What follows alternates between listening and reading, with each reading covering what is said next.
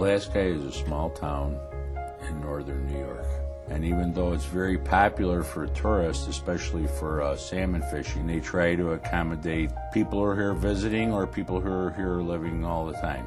My wife and I own Rose May Manor. We're partners. I closed on the property October 31st, 2006.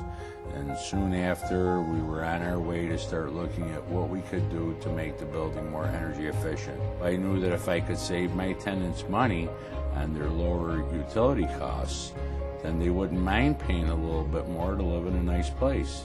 I called NYSERDA and I told them about my project, and they had said that I had to have a partner. We will work with the partner and with the building owner to set up a scoping session where a NYSERDA project manager and the partner will come out to the building, have a chance to really explain the program to the building owner face to face, and walk through the building and get a good sense of whether or not the project is a good candidate for the program. We had different partners that we could go with, but I went with Peace Incorporated.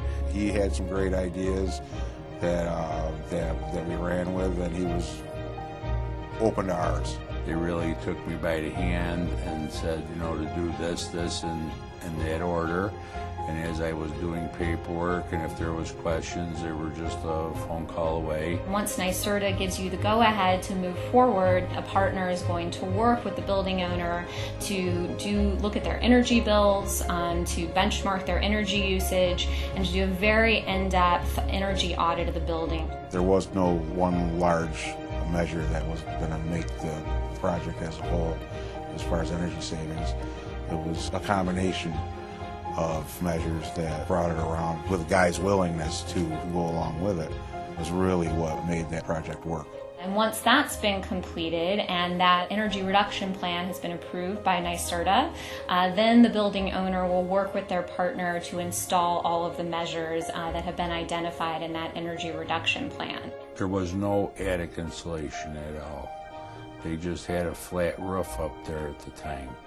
So when we put on new trusses, we were able to put a lot more insulation. On the exterior walls, there was a lot of places that were not insulated. And I think back then when the place was built, the energy costs were a lot lower.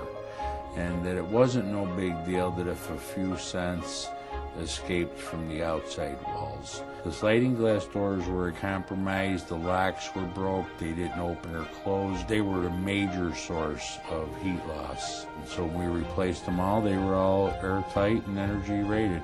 We got a big bang out of the buck by keeping electric heat and being very efficient.